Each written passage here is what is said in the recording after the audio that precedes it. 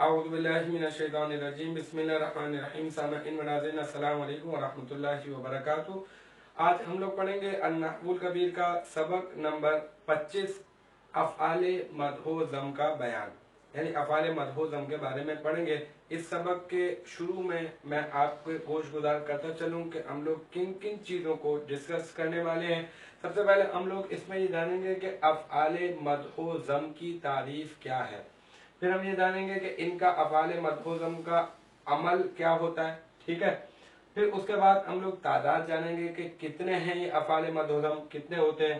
پھر ایک خاص بات ہے مخصوص بالمدح یا پھر مخصوص بالذم، اس کے حوالے سے میں آپ کو بتاؤں گا۔ اور 3 خاص باتیں اور ہیں، یعنی یہ کہ حبذا کے سوا باقی تینوں میں شرط ہے کہ اس کا فاعل معرف باللام ہوگا، معرف باللام کی طرف مضاف ہوگا، یا پھر اس میں ایک ایسی ضمیر مستتر ہوگی جو نکرہ جس کی تمیز نکرہ منصوبہ بن رہی ہوگی۔ اب یہاں پر ہم اپنے سبق کو شروع کرتے ہیں، اور سب سے پہلے میں آپ کو اس کے نام کے بارے میں بتاتا چلتا ہوں کہ افعال جمع ہے فعل کی،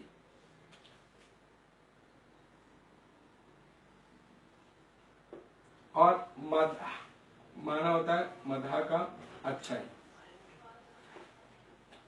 اور ذم کا مانا ہوتا ہے برائی، مذمت، مدح، تعریف، ٹھیک ہے، اچھائی۔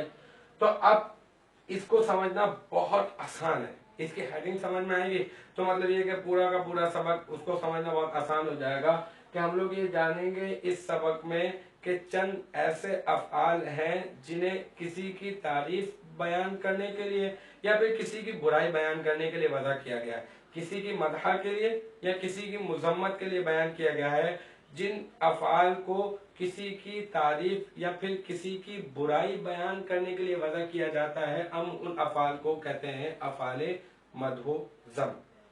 وہ افعال جنہیں کسی کی تعریف یا پھر کسی کی برائی بیان کرنے کے لیے وضع کیا جائے۔ اب آگے چلتے ہیں کہ مطلب اس کی تعریف میں نے یہاں پہ لکھ بھی دی، آپ کو یہاں پہ بورڈ پہ نظر آ رہی ہوگی۔ تعریف وہ افعال جنہیں کسی کی تعریف یا برائی بیان کرنے کے لیے وضع کیا گیا ہو۔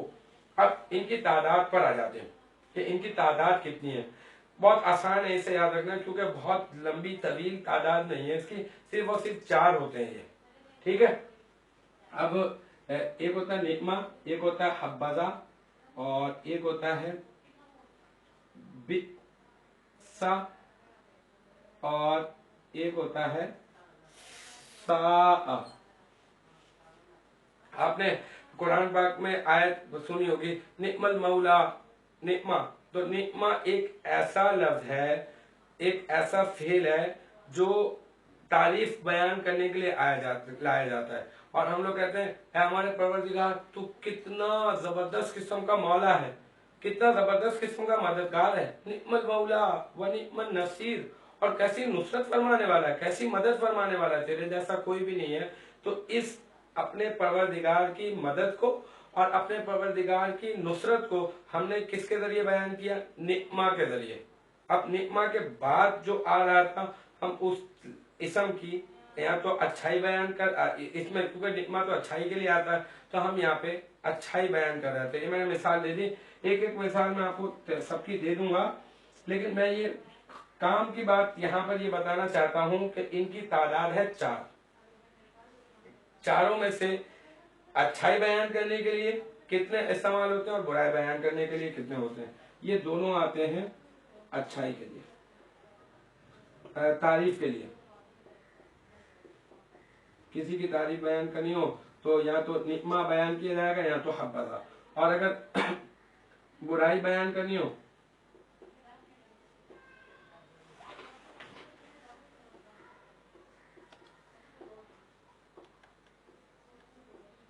تو بئسا اور ساء، اگر برائی بیان کرنی ہو۔ جیسے ہم لوگ کہتے ہیں وَلِلَّذِينَ كَفَرُوا بِرَبِّهِمْ عَذَابُ جَهَنَّمَ، سورۃ الملک آیت نمبر جو ہے نا، سورۃ الملک ہے پارہ نمبر 29، بہت مشہور و معروف سورہ مبارکہ ہے۔ اس میں اللہ تبارک و تعالیٰ نے ارشاد فرمایا وہ لوگ جنہوں نے کفر کیا وہ اپنے رب کی طرف سے ان کے لیے عذاب جہنم کا، اور پھر فرمایا وَبِئْسَ الْمَصِيرُ، اور وہ لوٹنے کی कितनी ही बुरी जगह है, बिसल मसीर इस्तेमाल किया गया, बिसा अल मसीर, मसीर कहते हैं लौटने की जगह को, और इस बिसा के जरिए बताया जा रहा है कि ये जो अल मसीर है ये लौटने की बहुत बुरी जगह के बारे में बताया जा रहा है, क्योंकि ये वो फेल है जो आता ही बुराई बयान करने के लिए है। तो अब समझ में आ गया होगा, आइडिया हो गया होगा आपको कि हम लोग वो पढ़ रहे हैं कि वो अफाल जिन्हें किसी की तारीफ बयान करने के लिए या फिर किसी की बुराई बयान करने के लिए वज़ा किया गया हो, उन अफाल को अफाल मदऊ ज़म कहते हैं। और ये अफाल की तादाद है 4, निमा, हब्बज़ा, बिसा और साआ। और ये बिसा और साआ ये दोनों किस लिए आते हैं? बुराई बयान करने के लिए। और निमा और हब्बज़ा ये दोनों आते हैं अच्छाई बयान करने के लिए, तारीफ बयान करने के लिए आते हैं। अब चलते हैं इनके अमल की तरफ। आपको मालूम है कि फेल का अमल क्या होता है? हर फेल अपने फाइल को रफा देता है, बिल्कुल जिस तरह से हर फेल अपने फाइल को रफा देता है ये भी अमूमन अपने फाइल को रफा देते हैं। कोई यहाँ पे खास बात इनके अमल के हवाले से जानना जरूरी नहीं है, बस जिस तरह से हर फेल अपने फाइल को रफा देता है ये भी अपने फाइल को रफा देते हैं। आगे चलते हैं। हमने ये कहा था कि जानेंगे कि जैसे एक मिसाल में यहाँ पे लिख देता हूँ, फिर हम लोग इसको समझ में आ जाएगा ना। जैसे मैं कहूं निअमत रजुलु ज़ैदुन।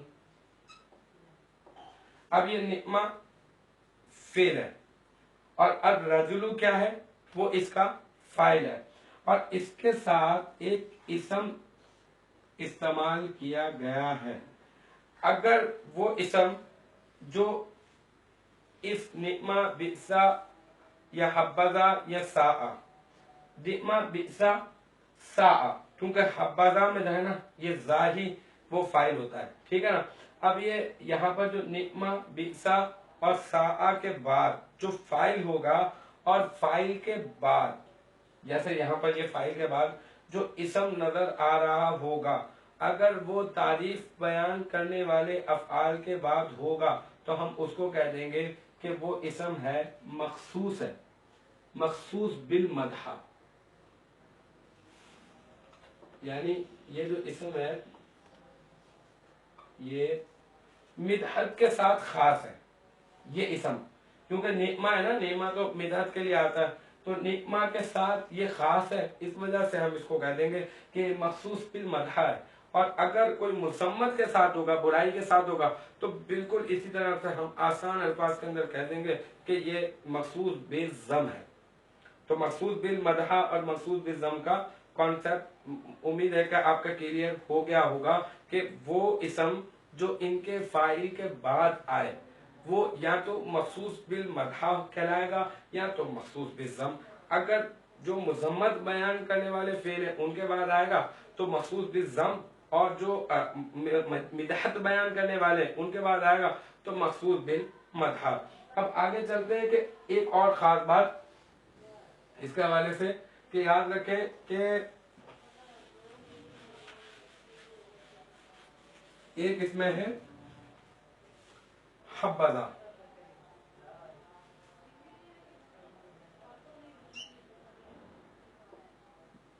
हब्बज़ा, और बाकी कितने हैं? एक है निअमा, एक है बिसा और एक है साआ।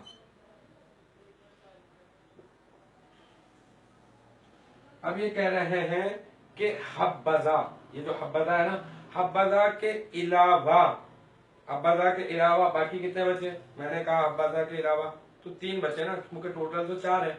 तो हब्बज़ा के अलावा बाकी ये जो निअमा, बिसा और साआ, इनमें शर्त ये है कि इनका जो फाइल होगा वो 3 सूरतों में हो सकता है, ठीक है। पहली सूरत ये हो सकती है उसकी, जो इनका फाइल होगा या तो वो मुअर्रफ बिल लाम होगा इनका फाइल, निअमा, बिसा, साआ का, और हब्बज़ा का नहीं, क्योंकि हब्बज़ा में जो है ना ये हब्बा फेल है असल में, हब्बा, और ये जो जा है ना ये इसका फाइल है ये। तो हम लोग कहेंगे कि हब्बज़ा के अलावा बाकी तीनों में शर्त है कि या तो पहली सूरत तीन सूरतें इसकी। पहली सूरत, या तो इनका जो इसम हो, इनका जो फाइल होगा वो मुअर्रफ बिल लाम होगा, या मुअर्रफ बिल लाम की तरफ मुदाफ होगा, या उसमें से एक ऐसी जमीर निकल रही होगी जिसकी तमीज नकीरा मंसूबा आ रही होगी। इसको और डिटेल में हम लोग पढ़ते हैं, जानते हैं कि इसकी सबसे पहले मैं आपको मुअर्रफ बिल लाम की मिसाल दे दूं। आपको मैंने यहाँ पे लिखा निकमा,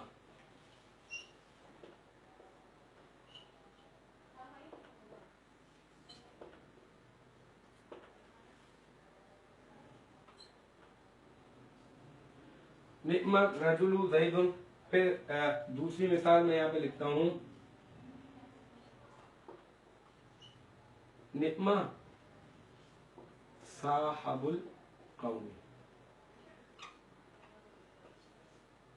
ठीक है। अब तीसरी मिसाल मैं आपको लिख कर देता हूं यहाँ पे कि निकमा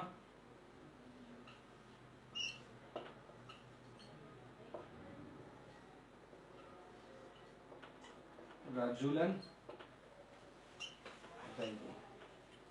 अब ये कह रहे हैं, इसको दोबारा से जान लेते हैं कि हब्बजा के अलावा जो कायदा है, जो रूल्स है, जो फार्मूला और कुलिया बता रहे हैं, वो ये है, ज़ाब्ता है एक, और वो ये है कि हब्बजा के अलावा बाकी कितने बचे? तीन।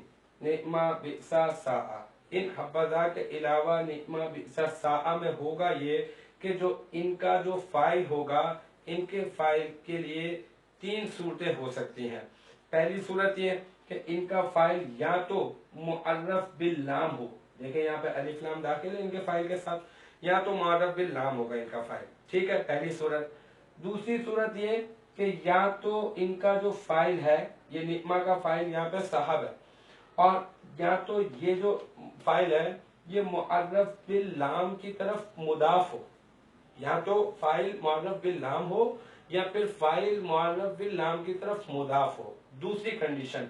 और तीसरी कंडीशन ये कह रहे हैं कि इसमें एक ऐसी तमीज, एक ऐसी जमीर छुपी हुई हो कि जिसकी तमीज नकीरा मंसूबा आ रही हो, वो इसका फाइल बन रही हो। यानी अब इस निकमा के अंदर एक जमीर छुपी हुई है हुआ, और ये जो हुआ है ना, हुआ ये इस निकमा का फाइल है, और ये जो यहाँ पर अब ये जो हुआ और रजुलन का जो कांटेक्ट है, आपस में जो ताल्लुक है, हुआ रजुलन। अब ये देखें, ये हुआ क्या है? ये फाइल है, और रजुलन क्या है? ये तमीज है।